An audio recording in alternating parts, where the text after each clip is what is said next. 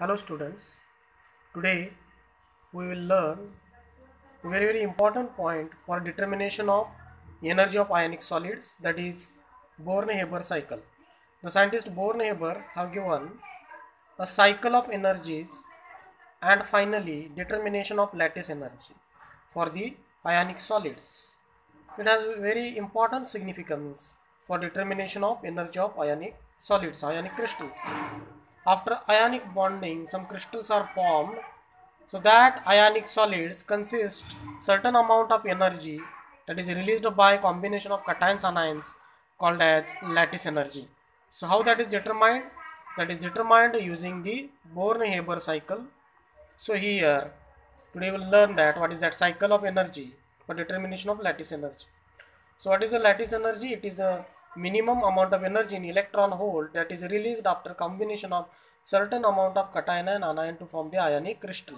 So here NaCl is formed by the combination of 13 Na plus 14 Cl minus ion.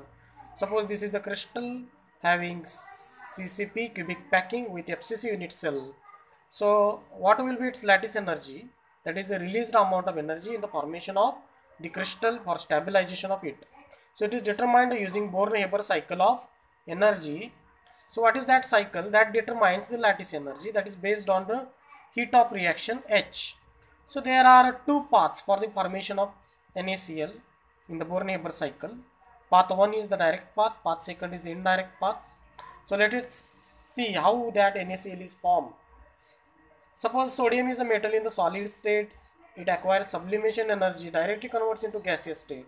So sodium gaseous atom releases one electron, forms sodium cation, and for that the energy required is ionization energy, minimum amount of energy required for release of electron. And when gaseous chlorine, that gas chlorine dissociated to chlorine atom by addition of or gain of dissociation energy half d, and it acquires one electron by taking electron affinity, releasing electron affinity, forms Cl minus. NaCl is formed by the energy S and I. Cl minus is formed from Cl and gaseous Cl2 molecule by half d and minus E energy. So when NaCl and Cl, Na plus and Cl minus get combined to form NaCl, the total energy released, that is the lattice energy U, it has negative sign, negative significance. And here the direct path consists of direct formation of Na and half Cl2 NaCl. The total heat of reaction enthalpy is H. So here Hess law of thermodynamics can be used for path 1 and path 2. What is that Hess law? Law of constant heat summation. According to that law, path first energies are summation equal to path second energy. Means path second energies are when added, we get the path first energy. So here H, enthalpy of this NaCl formation is equal to S plus half d, S plus I plus half d minus E minus U. So here minus U becomes H minus all these constants plus E. So here indirectly, this direct and indirect path from Hess law gives lattice energy. U is equal to S plus half d I plus addition of I minus E minus H.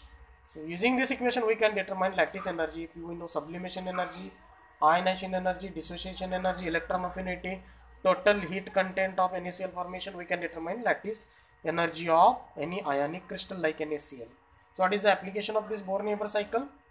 Using this Born-Haber cycle of energies and Hess law, using this equation we can determine lattice energy of ionic solids. We can compare the lattice energies of ionic solids and we can determine their stabilities also.